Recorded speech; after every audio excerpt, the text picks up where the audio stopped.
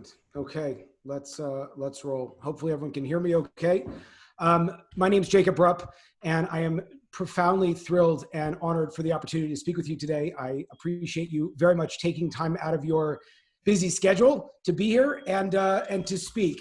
I have a tendency to speak quickly, and I have a tendency to jump to a couple different ideas.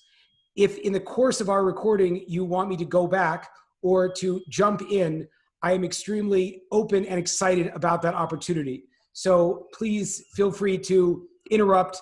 This is not something where, I'll freak out. In fact, I'll appreciate it. So one of the interesting components, I always usually lead with a certain amount of peril, letting people know that I'm a rabbi in addition to being an executive coach. The reason why is that I don't want anyone to think in the course of our conversation that I'm going to be up here preaching any kind of religion, although it's pretty impressive for the group that came if that's what you thought I was doing. I apologize. That won't be happening. I will potentially draw from some of the universal truths, and part of the exciting perspective, part of the excitement that I have as I learn through all of the different psychological and ancient tools, in addition to applying them to sort of modern psychology, is that there's a tremendous amount of crossover. So what I would challenge everyone to do in the course of our discussion is to put this into, and I'll do it myself for the group as well, to put the concepts into the language that is applicable and relevant to you, to your practice, to your life. Be that completely scientifically based, be that based on ancient Stoic principles, or based on biblical principles, whichever makes people comfortable. So that's kind of the perspective that I wanted to share going out of the gate, which kind of goes back to my general concern with kind of wearing the rabbi badge, which I'm not doing at this point, but just everybody knows it.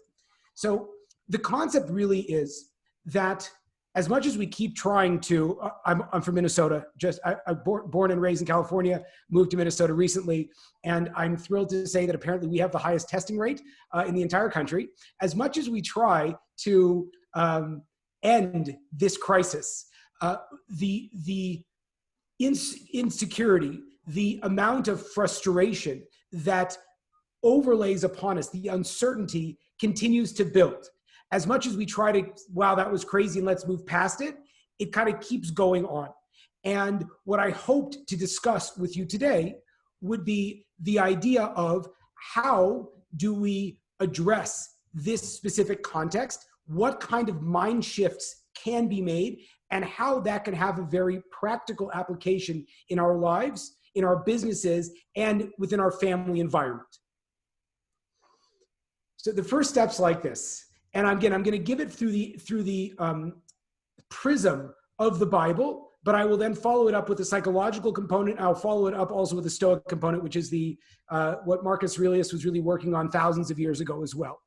So there's a concept that from the Bible that the infinite hides outside of nature, that nature happens and we are very much within nature, but behind that, there is a concept of something that is static, that is infinite, and that is outside of our environment. So the practical implications of that is profound because we live in a world that functions according to time and space, but behind that veil, there is something that is ongoing, which essentially means that we are empowered to live a life which is both, depending on how we want to look at it, either reactive, you are responding to the things that happen in your life, or proactive, that the things in your life, again, now I'll just jump right into Tony Robbins, says this concept, that things are happening for you, not to you. That's the practical application of this exact concept. That a person could either look at their life and say, I'm on a continuum and I'm struggling to follow up and to react to all of the things that are happening. Or a person could adopt a mindset that there is an infinite behind all of the craziness in our life. And therefore, when things are happening, they are opportunities for us. They are already pre-planned. There is some kind of a bigger picture to the universe. And if we're able to tap into that idea, we are able to utilize the experience not to completely knock us off kilter, but rather as something that will allow us, the word everyone likes to say is course correct, right? What is this idea? What's going on in the world? How can I build stability in what proceeds up until this point to be a very unstable world? That's the first point that I wanted to identify. So when a person looks at their life, and if a person looks at their environment, and they see that there is a lot of crazy things happening, and that the plans that we had put into place maybe even yesterday are no longer applicable. So when you have that perspective, then you can either go into panic. And again, I'll just bring it down. I do some work within the family realm, or I have a wife and 4 children, so I can just speak from personal experience. You have a plan for how things are going to go. And then, like reality happens. And eventually what occurs is you are either on this rat race wheel of just reacting to stuff that happens, or you can realize this thing which has happened a million times before, and I can realize that the instability is actually a constant in my life. So that's a concept that, again, is echoed throughout all of Stoic literature. There's a tremendous amount in all kinds of other ideas, and that we look at people who are self-actualized, so to speak, who are able to, again, what every mindset, go to core power or yoga, all these kinds of concepts that say it's very similar. How do we find stability? How do we find presence of mind? How do we find calmness amongst all the chaos? If you look at someone that's battling back and forth, oftentimes you don't want to be that guy or woman. You want to be the person that's able to create stability in your life as opposed to create chaos in your life and respond to chaos. And that's an ancient idea. So when a person is able to look at, and again, when things are going great and things are going according to plan, we don't get these kinds of opportunities because we are essentially living in a static world. You're like, cool, everything's going fine. It's only when you have these opportunities, these ups and downs. And again, I'm not saying anything that anybody doesn't know. It's like if you look back on your life, the times when you had the greatest opportunities were at the moments, again, this goes within business, this goes within your life, this goes within every single thing, is when you stretched beyond what you were capable of doing. And no one wants to be there, but that's essentially this concept of chaos. Anyone that's familiar with Jordan Peterson's work, is a famous Canadian psychologist. If you're not, I couldn't recommend him higher, right? He speaks about, but from the deepest places within ancient mythology and ancient literature and ancient teachings, there is a balance of fighting for us to try to find the chaos try to find the order that comes out of chaos. And so from a biblical perspective, perhaps we could say, the way that we do that is we appreciate that the chaos is just a smokescreen for the order. And if, as much as we see chaos, we have to be able to realize that that's just an apparition. I'm going to pause 2 seconds if anyone has any questions or comments or needs me to repeat that or make that more clear before I go on. Okay, here we go. So now, practically speaking, if we can appreciate that even in the middle of COVID-19, even on top of children potentially jumping on us, spouses not knowing what to do, the cleaning people not coming into our homes, however you want to define, crazy chaos, or it could also just be that the economy is like upside down and we've never seen anything like this before. What we can do based on that perspective is to apply this idea, to look at life as we know it as something which is profoundly set. And how can we apply that to our lives practically? So I'd like to set it up into 2 places. The first thing is, and again, these are very fundamental ideas, that when we realize that we can come into the present, the first thing we have to do is to drop the judgment, because judgment appears or comes as a result of the baggage of yesterday, right? So it's a very difficult thing because we rarely have, again, just if a person thinks about it and how they go through their life, very often they will have a tremendous amount of baggage and judgment that follows them through their life that impacts all of their situations. And as any self-developed to even the most minute extent will tell you that if you're carrying that judgment and that baggage with you and all the negativity that's stacked up throughout your life with you as you go through your situations, what you're going to find is you are going to be performing at a suboptimal level.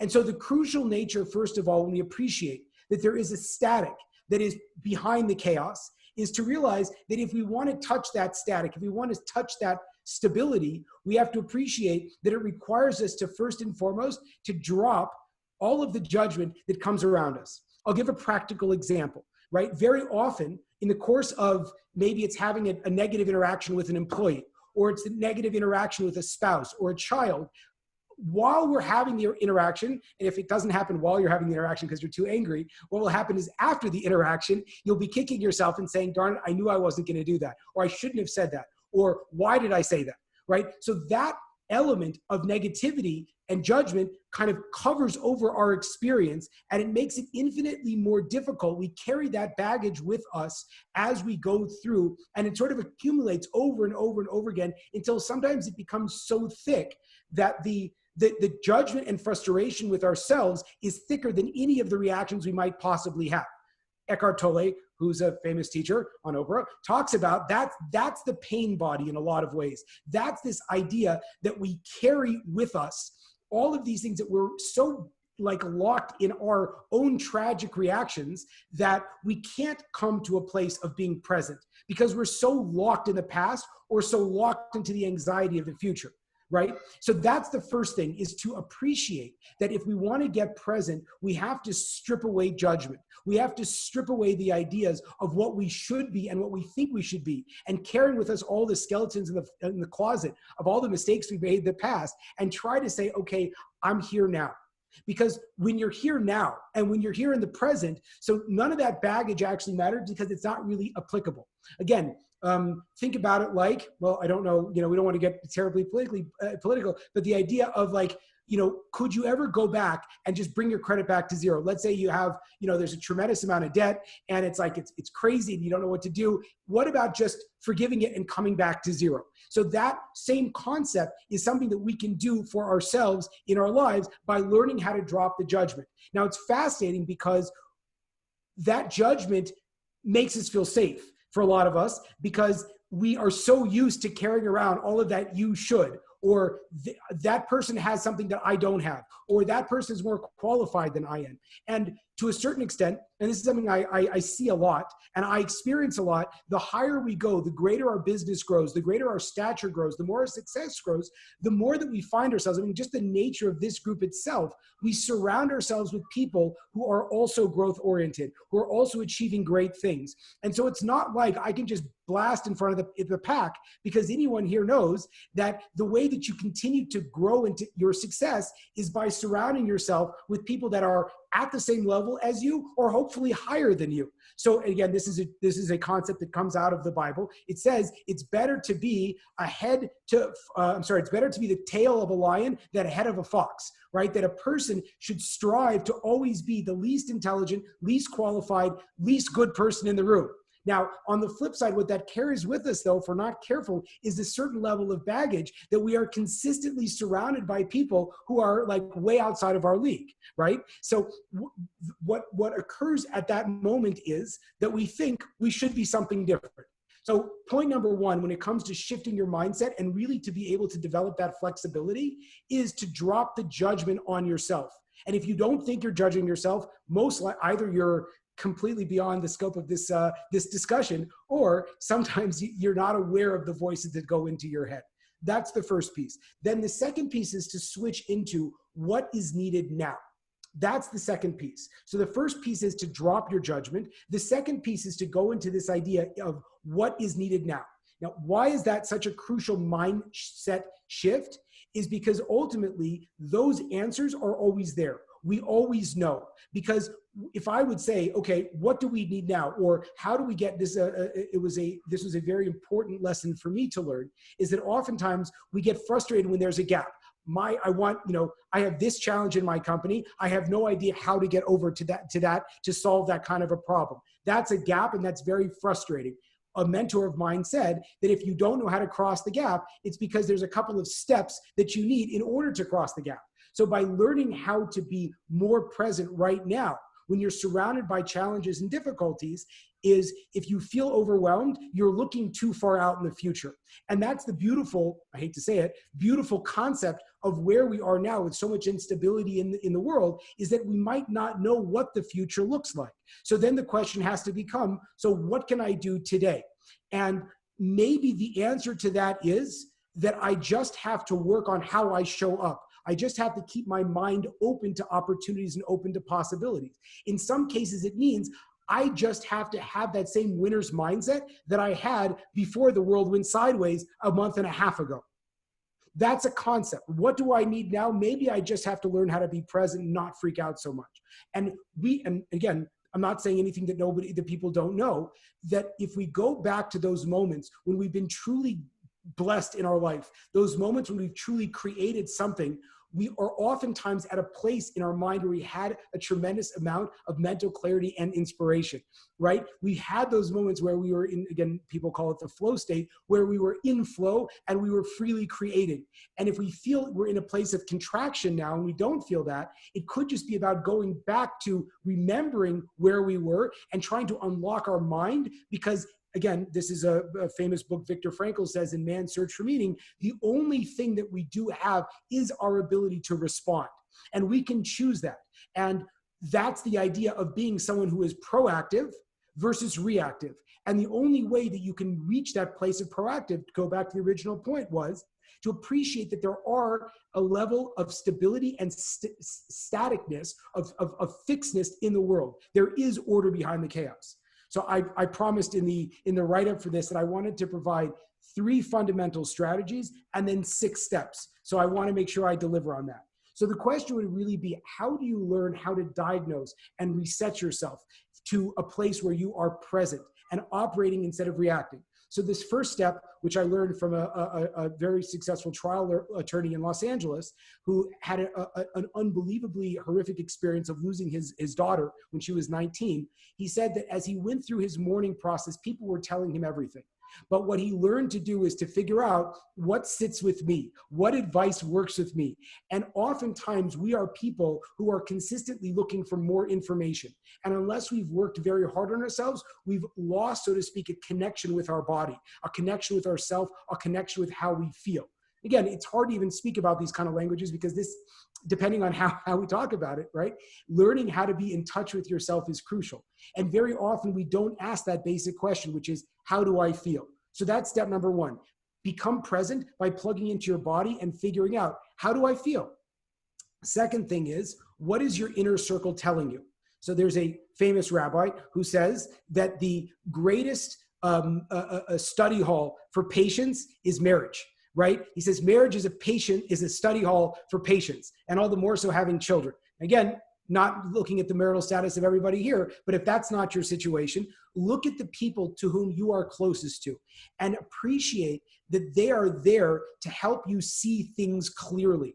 And that's often difficult because the messaging that they give out to us, oftentimes we don't want to hear, especially not from the people that we serve day in and day out, because it's like, I'm doing everything for you and you're telling me I'm impatient, you're telling me I yell too much, you're telling me I'm stressed out. So there's this concept that we have to learn to lovingly listen to the people in our lives. I'll be the first one to say that's extremely difficult, right? And everything I'm saying, it's not like I'm preaching from the front.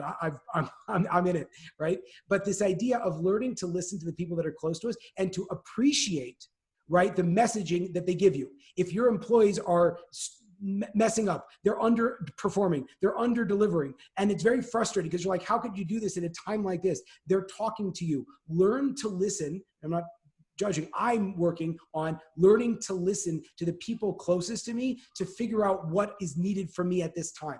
Because again, the world, if you think, going back to that concept, that the world is happening for you and not to you, the things in your life are indications of the things that you need.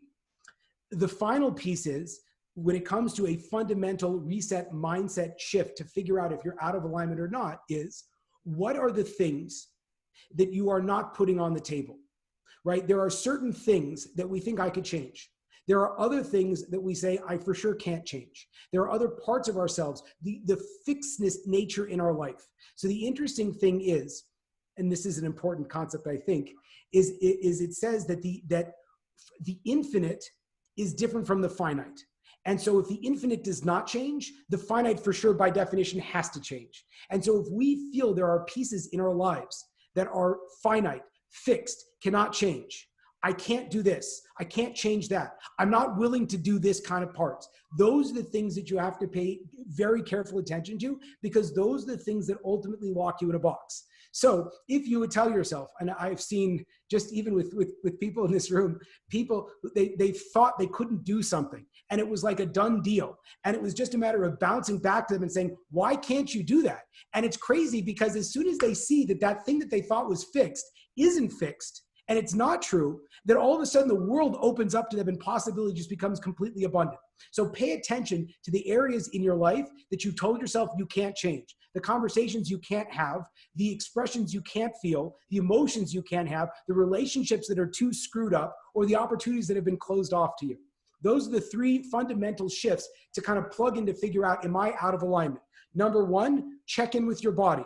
Number two, figure out and listen to what your inner circle tells you. If everyone's saying you're doing a great job, trust them. Trust them. That's another absolutely fundamental point. This is a group of very high achievers. And so oftentimes we run the risk of, if someone says everything's going great, you did fantastic, we don't hear that because maybe, possibly, times in our lives, the people in our lives have raised us in such a way. My wife's an immigrant from Hungary, and I grew up, I grew up from a different environment. So we were not used to hearing, you're doing a fantastic job. As an immigrant, it was always, you got to push harder, right? For me, it's always, you could grow more. And so if our teams are telling us, you're doing a great job, you're being a fantastic father, you're doing all this kinds of stuff, you can also listen to your team, not just when they're complaining at you, but also if they're complimenting. You can trust the people in your life to tell you the truth. The final piece is examining the parts of your life that you don't put on the table, the parts of your life that you're not willing to change, that are just kind of who you are. All of those areas are the greatest opportunities for change. And again, going back into that first concept we discussed, which is, I am the way I am fixed. So the reality is, if you appreciate that there's something that is eternal in the world, that is infinite in the world, by definition, you're not that. And so there can't be parts of you that are beyond the capacity for change. And again, that's such an important point, because so often we don't attempt things because we feel like it's too hard. But if we appreciate that we can really change all the different things in our lives, so then we can reach a level of compassion, hopefully with ourselves, to be able to make those changes. Okay, I wanted to bang through 6 tools. I wanted to be respectful of your time, and I wanted to open it up for questions afterwards, if that's of value for everybody. 6 tools for how do you bring yourself back to center, and how do you really take advantage of this time as opposed to go crazy. Step number 1, you have to carve out time with yourself. Some people, this is very difficult. Some people, this is very easy to do. But either way, it's an important indication of our success and our ability to be in touch with who we are and what we're doing. So I oftentimes speak about that we're so used to interacting and looking to our teams, to our families, to the people in our company, to our friends. And in a lot of ways, we have this idea of the social distancing. Again, you have Zoom, you have Netflix, so it's like you might never social distance, right? But this idea of, what does it look like? Are you able to spend quality time with yourself? And if that's not happening, how do you work on that? How do you take yourself on a date? I literally advocate people, take yourself on a date. Go down to the beach, live in San Diego, right? Go down to the beach and just spend time with yourself. What's that like? If it's not a pleasant experience, right, that's an indication that you got some work to do, right? The famous teaching that comes from the Bible says that man was created alone humankind was created alone because the nature, the ability, what we have to be able to cultivate within ourselves is this ability to be good by being by ourselves, of being good with who we are, unconnected to. We can't look to our employees. We can't look to our children as for our own validation. We are supposed to be givers, not receivers. So if we find ourselves good with ourselves, we can give. If we find ourselves not good with ourselves, we have to take from everyone else around us to create our own environment, to create our own stability.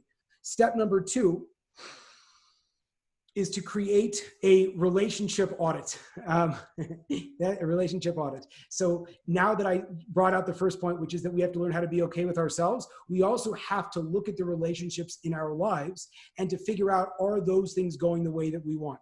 And it's a beautiful opportunity. You say, I have the whole world on my shoulders. I have all this stuff going on. There's so much craziness going on. But the flip side is, if we can appreciate that we are always able to look at different relationships in our lives and make them better and surround ourselves with more love, right? Again, now the difference is, and I just want to be very clear about this, we're not needy of the relationship. We don't need it, but rather what we want to do is to generate experiences of positivity for other people. The easiest way, again, to look at it is either, let's just do it, a spousal relationship or a significant other relationship, right? If you're able to look at your spouse, and so often it's easy for us to say, what you're not doing for me.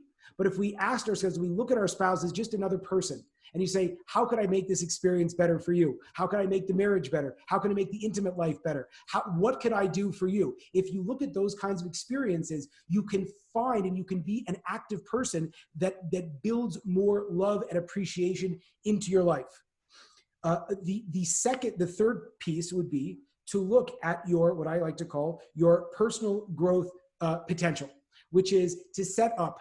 And again, this is beautiful. We have we oftentimes, again, you look at EOS, you look at any of the tools to build companies, and the fundamental is you have to have your goal.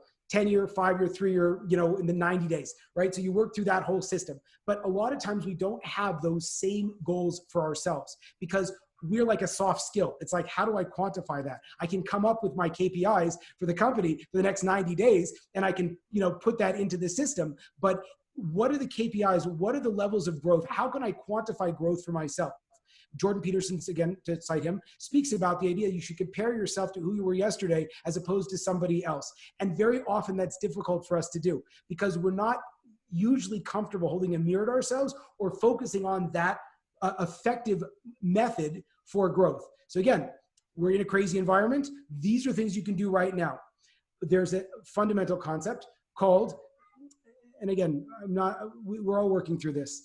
There are times when we might feel helpless. If you don't feel helpless with the economy, it could be that you have kids home or your spouse home or all of your environments upside down where you think to yourself, literally, how am I supposed to do this? I literally had this conversation with my wife today. It's like, I work, she works, and now we have now suddenly we opened up a school, and it's a school of crazy kids and a school where we're teaching 4 different grades. And it's like, how, practically, literally, how in the world are we supposed to do that? So a person has a tremendous sense of overwhelm in some cases because there's so much going on. You might have adult kids at home. You might have adult kids at home who've been furloughed. So now you have a kid that you thought had moved away, right? And it's thrilled to have them home, but now it's like they're sitting around, they don't know what to do. And it's a terribly difficult situation. So whenever you go into a place of overwhelm, realize that you can either be helpless or helpful. That's the concept of trying to shift into a service modality. Maybe it's too hot, it's too much of a hot zone at home, so you can't necessarily have that service mentality with your kids because they're driving you crazy. But it might mean reaching out to a friend, to a colleague, to an employee, to someone else to shift into, as long as you're feeling helpless, it's just because you haven't gone into that helpful mode. The next thing is to exercise humility. It's crazy. One of the fundamental and beautiful concepts of what this idea of a reset is, the idea of COVID-19 and the change it's going to make into the economy is that it throws us for a loop that we are not ultimately the greatest masters of our destiny.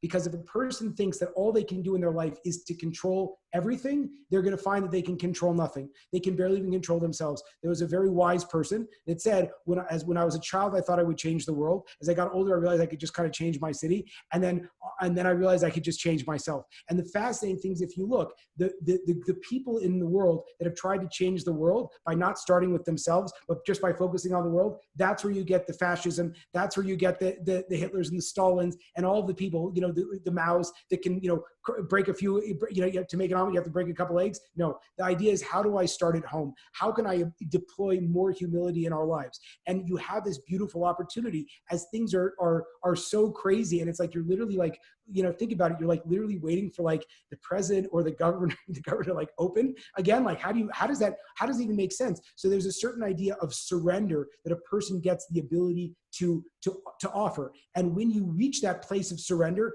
that's where all of the creativity is.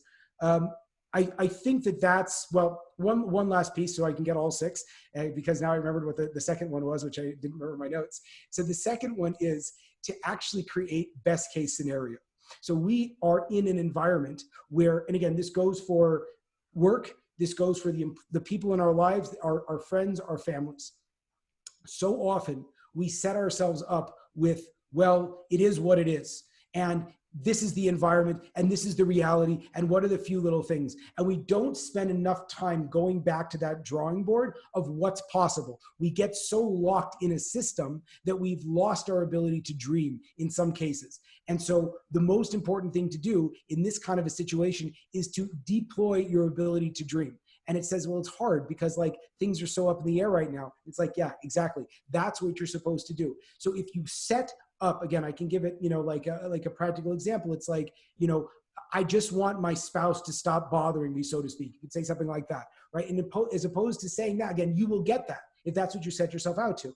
But the real concept would be, what would I ideally want? I want to be in perfect harmony and perfect, peace with my spouse. I want to have all my employees look at me and love me. I want the company to be growing the way that I want. So setting those things up are absolutely crucial. So those are the 6 tools that we suggested. I want to stop for a moment and see if there's any thoughts or feedback that anyone want to throw out at me.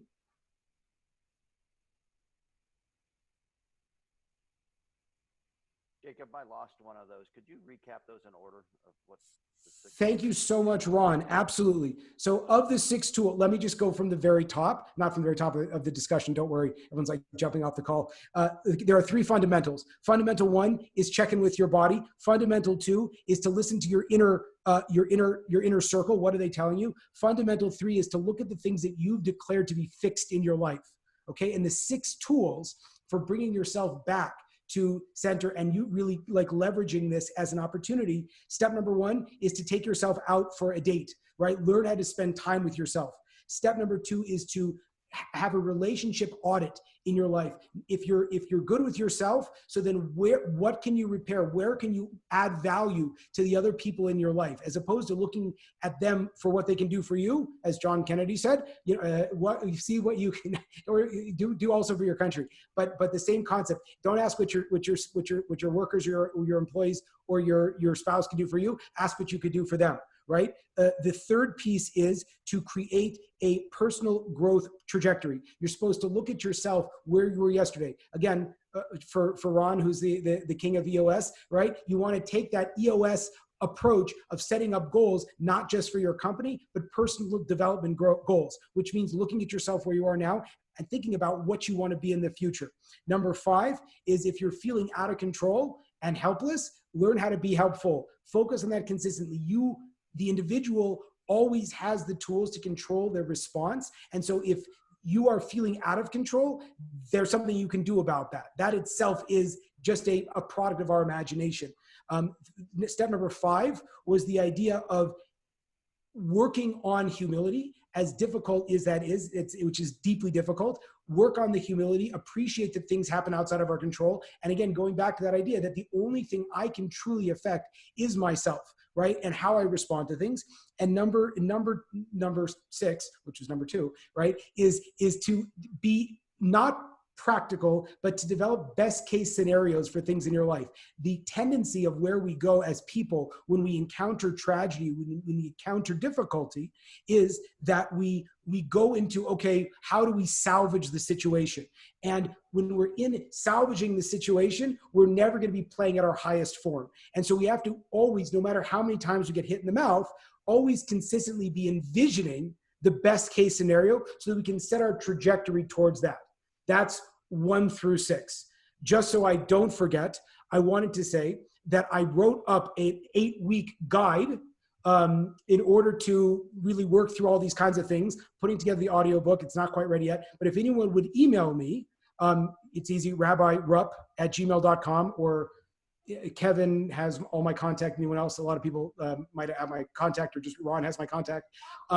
So I'm happy to do that. And also, just because I so appreciate you sitting through this discussion, I'd be happy to do a free 1-hour convo with you if there's any way I can add value to your life. Obviously, no expectation, no nothing. I happen to have, of the group, the people that I've met in this group, my life has become so much more full. I'm so inspired by you that the more that I could serve, the more that I could be there, the more that I could be a part of what you are doing, it's a tremendous honor for me. So I appreciate that. I'll stop now, see if there's any kind of questions or discussions that I can be a part of. If you want to ask anything, I'm here. Otherwise, frankly, that's all I prepared.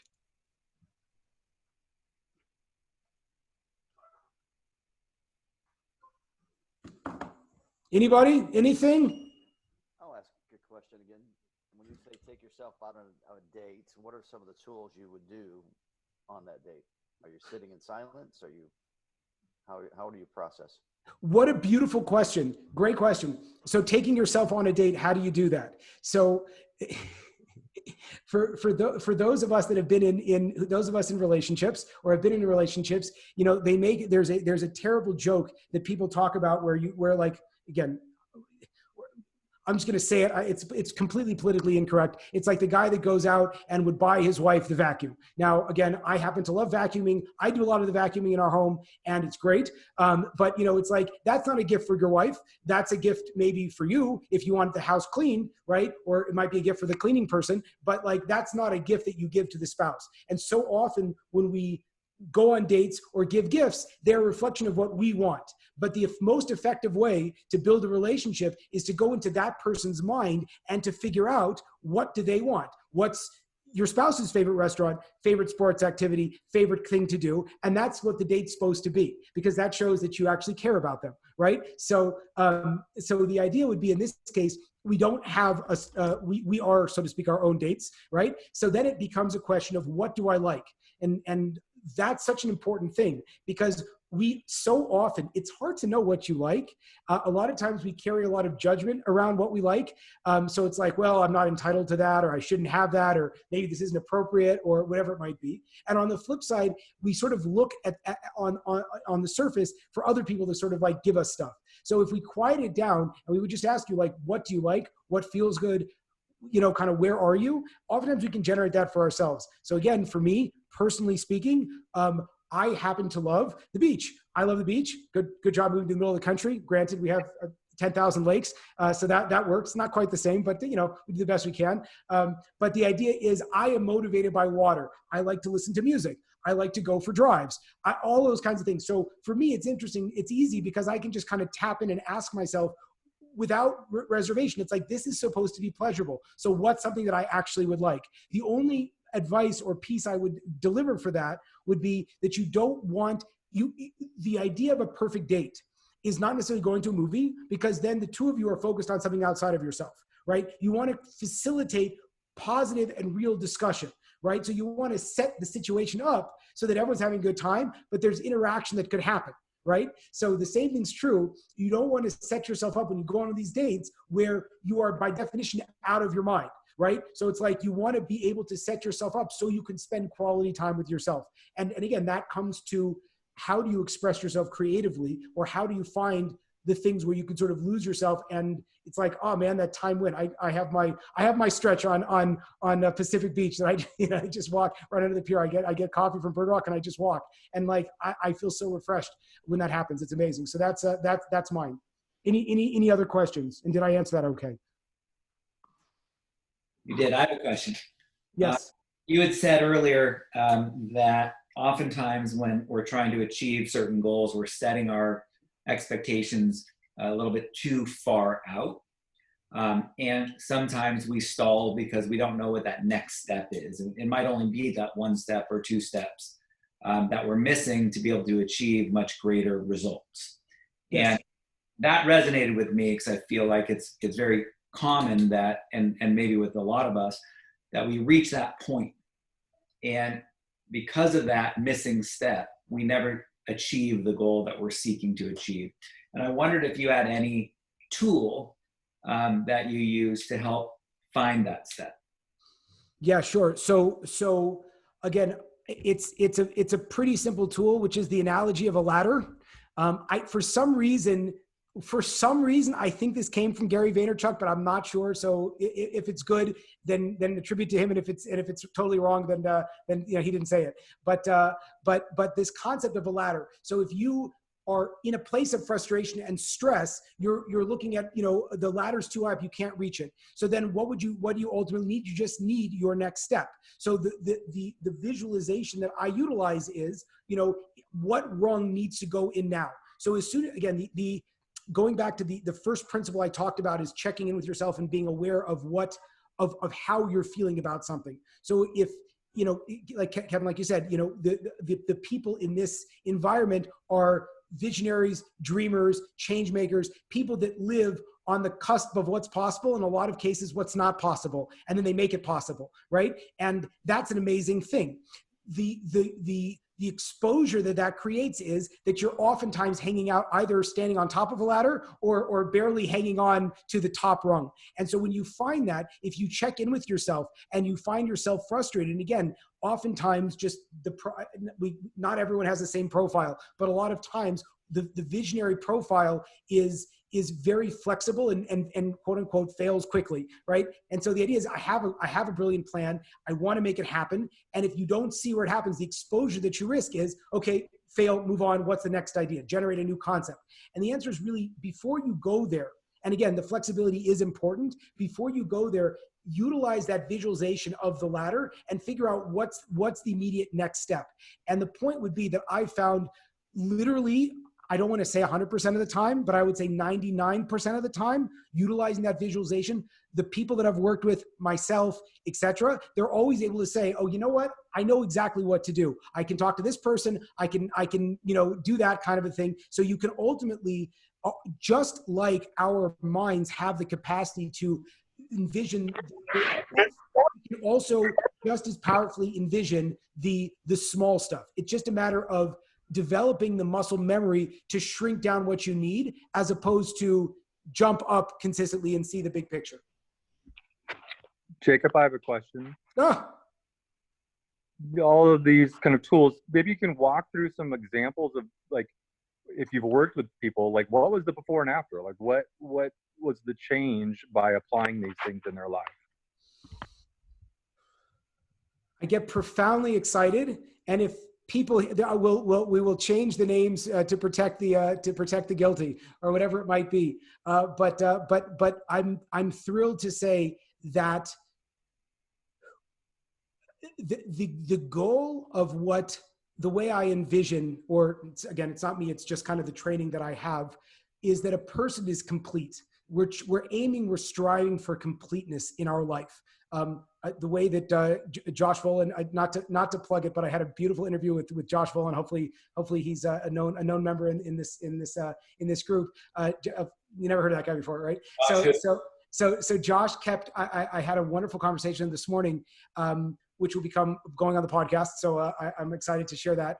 But he kept speaking about 360. So the 360 entrepreneur, which I think is a fundamental of the forum work that you guys do, right? So it's not necessarily, you might have joined EO, how do I advance my business? But the greatest benefit that you've hopefully taken away from it is that you are a 360 degree person, and the better the person gets, the better the business gets. And so what another practical implication of that would be, before we go into the specifics, is that we all have the ability to solve all of our own problems, which obviously you're like a rabbi and a coach. Like, why are you telling everyone we can solve our own problems? The answer is, like, I profoundly believe it. And the job of what I do would be potentially to just kind of bring down those blinders. So for example, there was one person that I had the opportunity of working with who felt that he was 50 and he'd been very successful in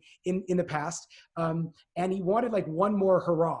right? He wanted one more hurrah, and he was driving himself crazy because it's like, you know, again, he's an entrepreneur. So he's had ups, he's had downs. And we started speaking at a time where he was sort of on a down-ish, or he wasn't at where he wanted to be. And he kept telling himself, you know, I don't want to end on a low note. I want to go out with a bang. I want to go up higher than I was. And so we looked at that specifically. We gave him a little dose of the humility that maybe his life isn't going to end, you know, he's not going to drop dead, hopefully, when he turns 55. And that as an entrepreneur, actually, this is multiple people, as an entrepreneur, ultimately, you are going to be consistently growing, consistently trying to start new ventures. Yes, you might exit your company, but it's like, what's after that? And you see that so many people, I'm sure everybody knows people like this, they might sell their company, they'll have a successful exit, and they go into this existential crisis where they kind of like fly around the house and drive everyone crazy, and then they go back to the drawing board and they start again. So the idea was, by working with this individual, we spoke about what if he gave up the desperation that he has for one more big hit at the end of his life. And we're like, maybe you'll live to be 120. And then, like, you know, you're only halfway through. And so by giving himself the slack, all of a sudden he could go back to the drawing board and to create from a place of joy instead of a place of, this has to work because otherwise I'm going to be, you know, I'm going to end on a career low.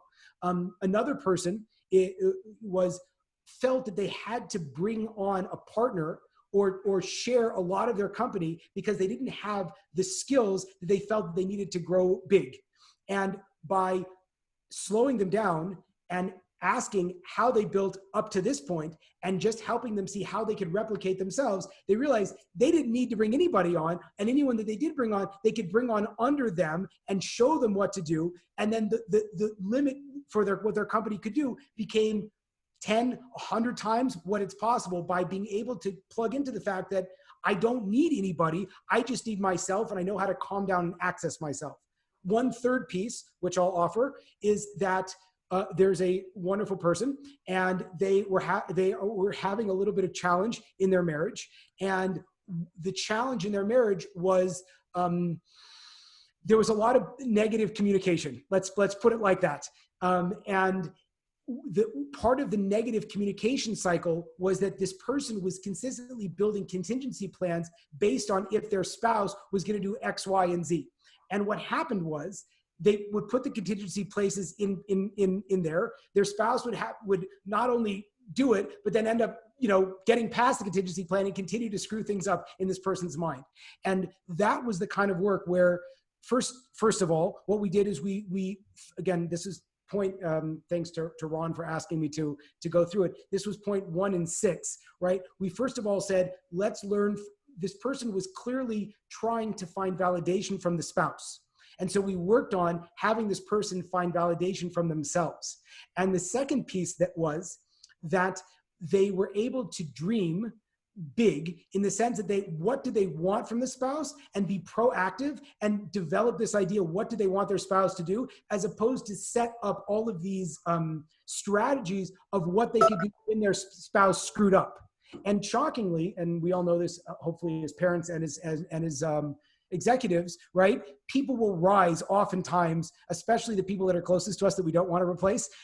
People will rise to expectation or fall to what we think they'll do. And so this person's been able to not only rebuild the relationship with themselves, but has been able to rebuild a tremendous amount of peace and enjoyment within their home.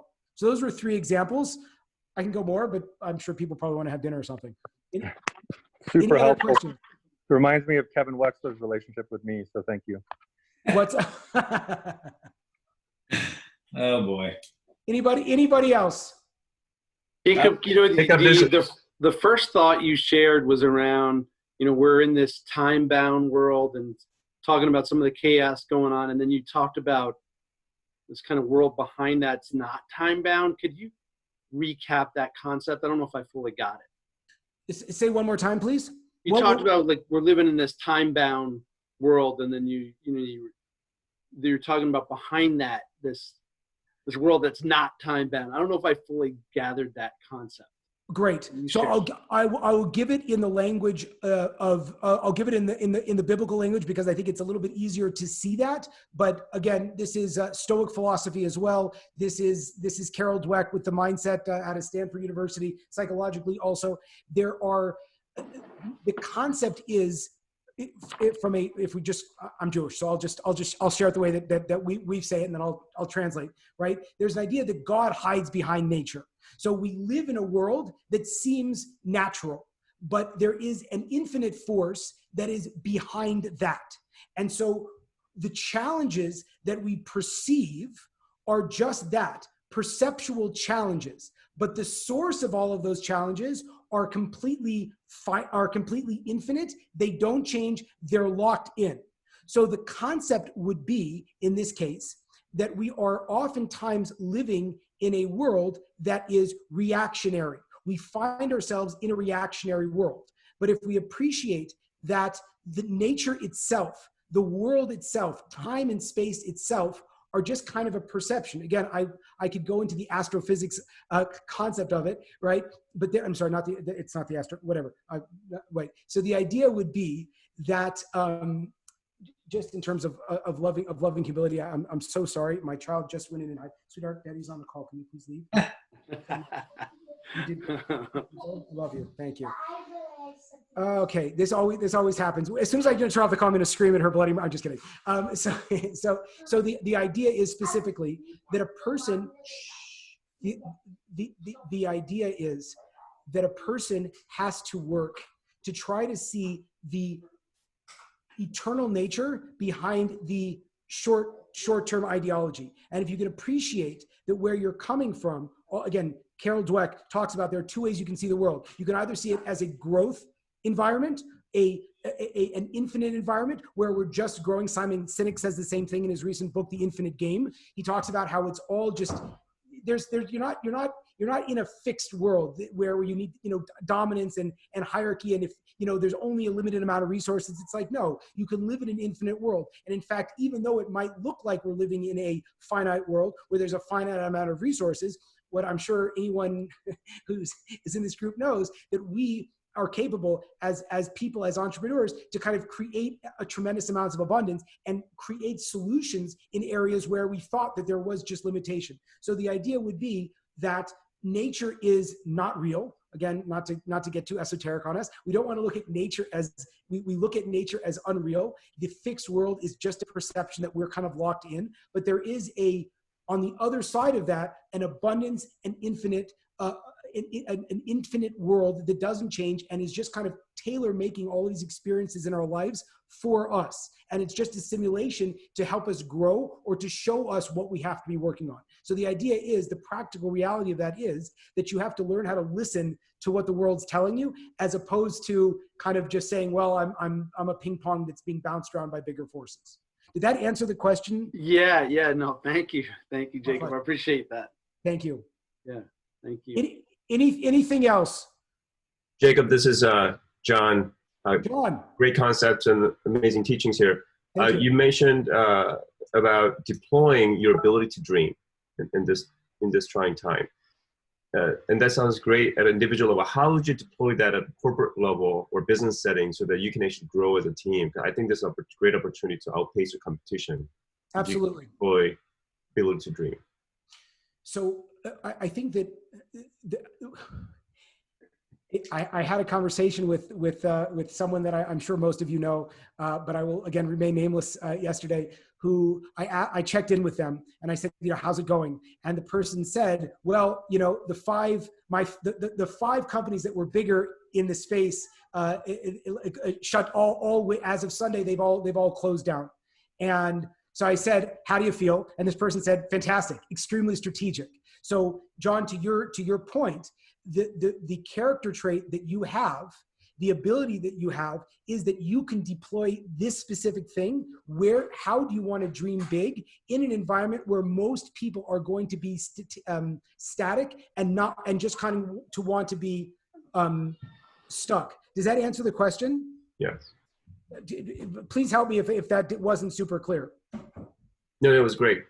Okay, great. Just sort of know, I think know, and the fun thing about COVID, if anyone could say that, and please don't quote me because I'm sure I'll get thrown off of anything. The fun thing about COVID is that it's an unbelievable, it's like death in a lot of ways, in that it's the great equalizer, right? And it's like everyone is brought back to the same plane. There's a concept in the Bible of the Jubilee year and what's called the Shemitah year, which is every 7 years, basically, like whatever it is, everything kind of goes back to zero and we start again. And so COVID did that for a lot of people. And so you have to appreciate that everyone's the exact same boat as you. So if you have the ability to see the opportunity, then you can have a pretty good you're obviously going to outpace your competition, because your competition is human, like everybody, and so they follow humanity.